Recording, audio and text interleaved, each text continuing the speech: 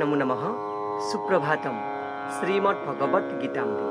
আজি শ্ৰীমদ্ ভগবত গীতাৰ ৰাজগুহ্য যোগ নামৰ নৱম অধ্যায়ৰ নৱম সংখ্যক শ্লোকভাগী হৈছে এনেধৰণৰ: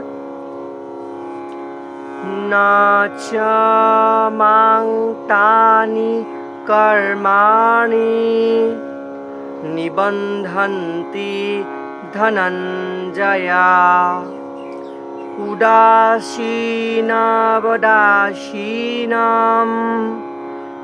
অশক্তং তেষু কৰ্মসু।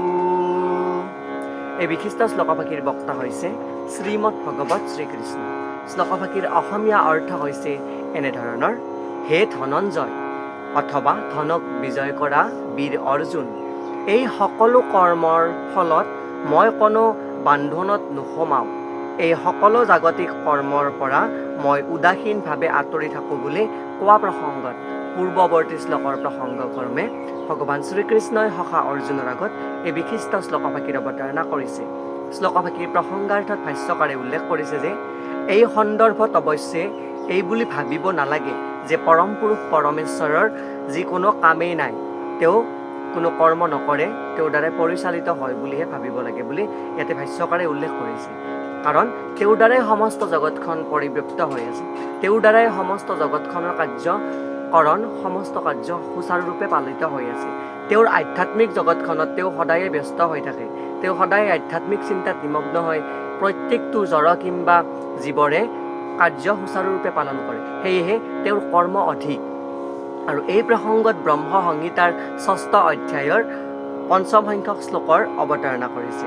আৰু সেয়া হৈছে এনেধৰণৰ: আত্মা ৰামস্য তস্যাস্তি প্ৰকৃত্য়া ন সমাগমঃ। অৰ্থাৎ তেওঁ সদায়ে চিৰন্তন শান্তিপূৰ্ণ আধ্যাত্মিক কামত ব্যস্ত থাকে, কিন্তু জড়জাগতিক কামবিলাকৰ লগত তেওঁৰ কোনো সম্পৰ্ক নাই। আৰু জড়জাগতিক কামবিলাক তেওঁৰ বিভিন্ন শক্তিবিলাকেহে পৰিচৰ্যা কৰে। আৰু এই সৃষ্ট জগতখনৰ পাৰ্থিৱ কাৰ্যকলাপৰ ক্ষেত্ৰত তেওঁ সদায়ে উদাসীন হৈ থাকে।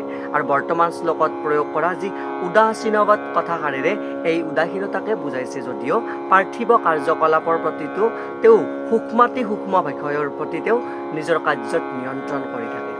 আৰু এই ক্ষেত্ৰত উল্লেখ কৰিছে যে ভগৱান সদায়ে নিৰপেক্ষ হৈ থাকে, যদিও প্ৰতিটো কাৰ্যকলাপৰ ক্ষেত্ৰত তেওঁ সদায়ে হাত থাকে আৰু প্ৰত্যেকটো কাৰ্যই তেওঁৰ দ্বাৰাই পৰিব্যাপ্ত হয় বুলি মই উল্লেখ কৰিছোঁ।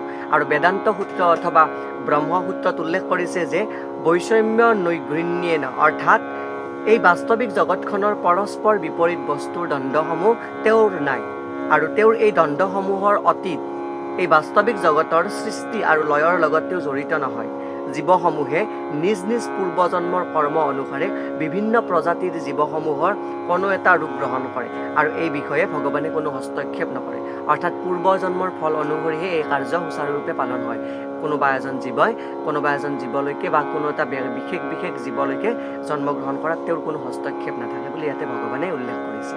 আৰু ভাষ্যকাৰে এইখিনি কথা বহলভাৱে দৃষ্টিভংগীৰে ব্যাখ্যা কৰিছে।